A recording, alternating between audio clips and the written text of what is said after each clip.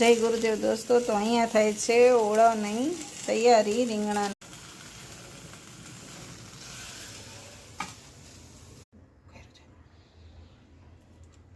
જય ગુરુદેવ દોસ્તો, તો જો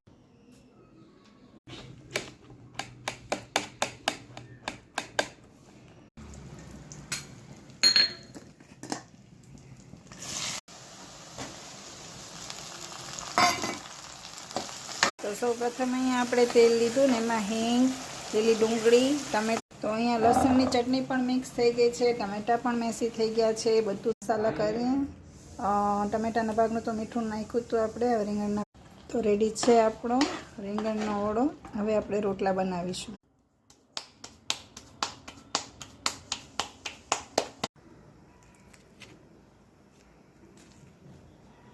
રેડી છે આપણી થાળી ઓળો, એની સાથે બટર, રોટલો.